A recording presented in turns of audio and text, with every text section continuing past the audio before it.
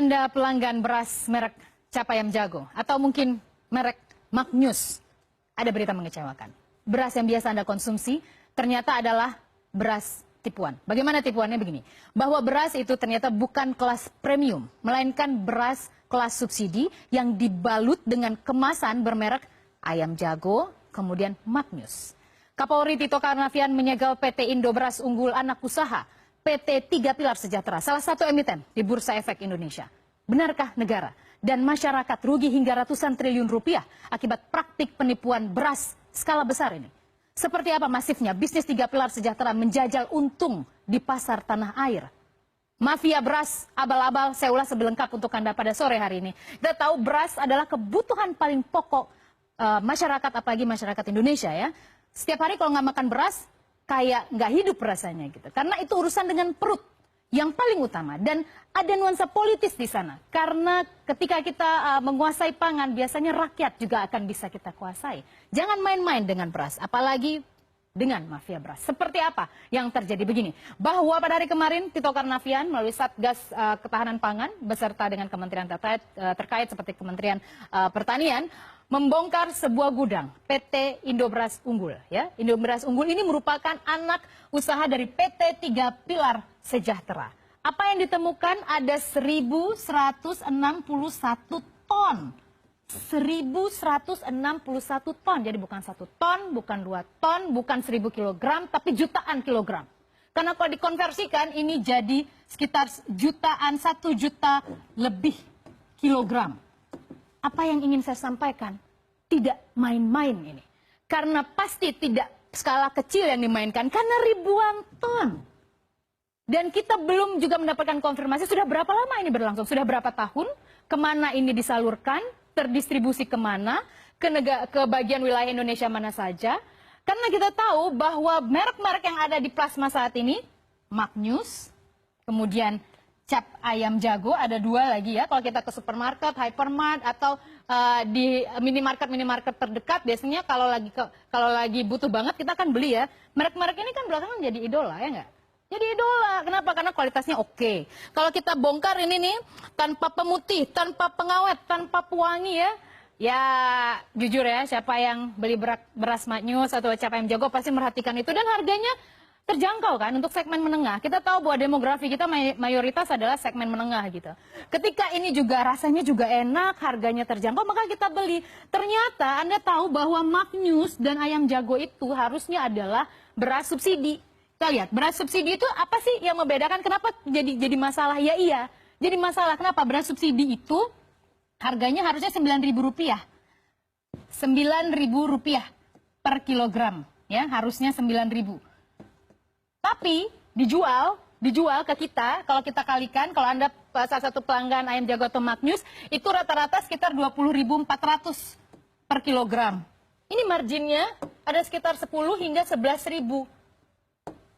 Sederhana sekali, kita kalikan yang disita saja oleh Satgas Pangan itu sekitar 1.000 ton. 1.000 ton itu sekitar 1 juta kilogram. Nih, berapa nilainya? Kalau saya kalkulasikan kasar itu sekitar 12 miliar ya. Tapi kalau kita kalikan lagi kerugian negara dengan subsidi, kemudian masyarakat yang kemudian membayar lebih mahal lagi, dari 9.000 ke 20.000 itu 100% lebih. Dia bisa untung berapa banyak dikali 12 miliar dikali berapa banyak, sehingga akhirnya Tito Karnavian bilang potensinya itu hingga ratusan triliun rupiah. Kejahatan macam apa yang bisa mendatangkan keuntungan hingga triliunan rupiah? Tidak mungkin kecil, pasti besar. Ribuan ton, potensi kerugian negara, kemudian masyarakat hingga triliunan rupiah. Harusnya kasus ini tidak berhenti sampai himbauan agar tidak melakukan hal ini, tapi dibongkar sampai ke akarnya. Karena ini persoalan perut rakyat, ini persoalan beras yang paling vital. Ketika beras saja ditipu, dibuat abal-abal, dibuat label karbohidratnya sekian dan lain sebagainya, ternyata adalah beras subsidi yang harganya harusnya sangat lebih murah. Gitu. Jadi double gitu loh kita ruginya. Ya, jadi pengusaha ini, dan jangan lupa Tiga Pilar Sejahtera juga sempat membantah bahwa dia melakukan praktek kartel pada 2016 misalnya ya, bahwa hanya menguasai sekitar 1% bisnis ataupun juga usaha beras di pasar nasional. Tapi paling tidak ini menjadi refleksi sudah berapa lama ini berlangsung. Itu pertanyaan kita pertama. Nanti kita akan tunggu seperti apa klarifikasinya. Sudah berapa lama ini berlangsung, terdistribusi kemana saja, dan jangan-jangan lebih dari ratusan triliun rupiah. Dan kemana aja selama ini gitu ya. Ya semoga saja ini bisa dijawab dengan akal sehat, masuk logika. Tapi yang paling penting yang sangat kita sayangkan adalah bagaimana mungkin beras subsidi, di repackaging, dibungkus ulang, dijual ke kita, dan kita senang. Seolah-olah wah harganya terjangkau nih, lumayan, kualitasnya juga enak. Padahal itu beras subsidi gitu. Luar biasa ya. Tapi kemudian menjadi pertanyaan, siapa sih 3 pilar sejahtera? Mungkin Anda tidak begitu familiar dengan istilah 3 pilar sejahtera food ataupun TPS, tapi kalau emiten di Bursa Efek biasanya tahu. Tapi saya akan dekatkan isunya dengan produk-produk ini. Anda kenal produk Magnus, beras Magnus, beras cap ayam jago, ayam 2 telur, mie, kemudian Bravo, kemudian Anda tahu mie kremes, makanan anak-anak, itu kemudian bihunku, kemudian Taro, Superior, banyak lagi merupakan produk-produk produksi dari 3 pilar sejahtera. Jadi dia main di pasar beras, dia main di pasar makanan olahan, kemudian bahan makanan juga. Artinya apa? 3 pilar sejahtera ini sesungguhnya pemain senior di pasar domestik gitu loh. Tapi dengan terjegalnya dia melalui kasus ini yang belum kita tahu seperti apa motifnya, modusnya, dia bayar ke petani berapa gitu. Karena seharusnya kan 3 pilar sejahtera melalui Indonesia ataupun juga PT IBU itu seharusnya dia hanya paddy to rice. Jadi paddy to rice itu maksudnya adalah dia beli gabah kering petani, kemudian dia olah, baru dia labelin gitu. Harusnya kan kayak gitu. Tapi ini dia juga belinya dari harga petani itu 4.900. Harusnya kan 9.000, Anda bayangkan tambah lagi marginnya. Jadi memang udah untung, kurang lagi gitu ya. Ya motif ekonomi sih, tapi nggak bohong juga sih, nggak nipu-nipu juga gitu. Lalu kita akan bergeser terkait 3 pilar sejahtera. Kita ingin tahu kalau 3 pilar sejahtera tersandung kasus beras abal-abal ini akan seperti apa. Begini, menurut laporan keuangan korporasi per Maret 2017, bahwa untuk sektor pengolahan beras di 3 pilar sejahtera itu menopang 60,8% penjualan ataupun juga kontribusinya ya pada pendapatan 3 pilar sejahtera nih. Pendapatan perusahaan 60% artinya lebih dari separuh.